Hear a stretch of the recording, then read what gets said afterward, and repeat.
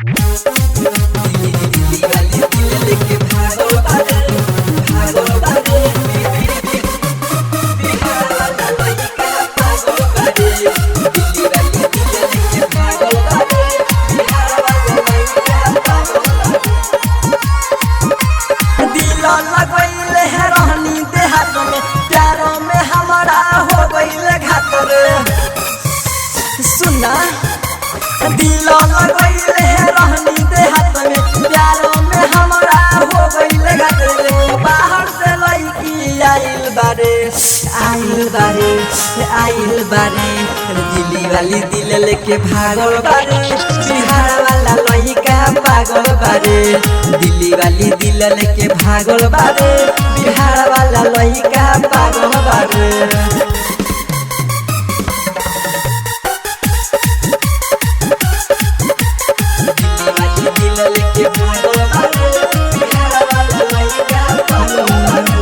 छोट छोटे कपड़ा पहनी के घूमे।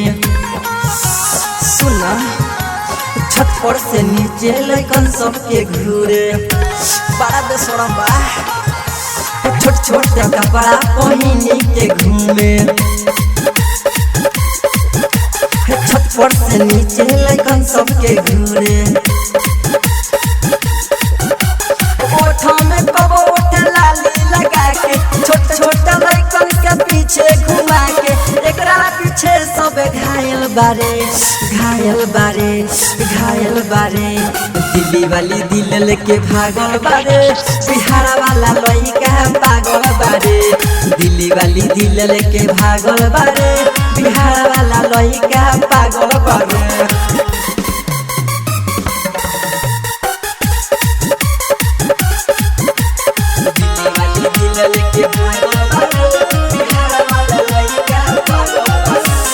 आँखों में कजरा पेन्हली काने वाली।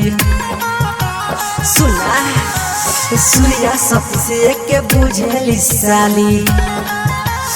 आई हो दादा आँखों में कजरा पेन्हली काने वाली।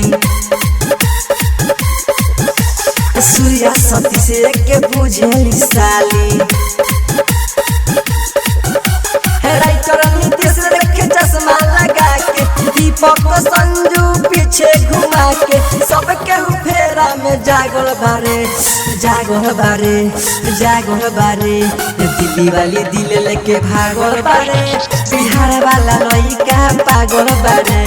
दिल्ली वाली दिल लेके भागल बारे बिहार वाला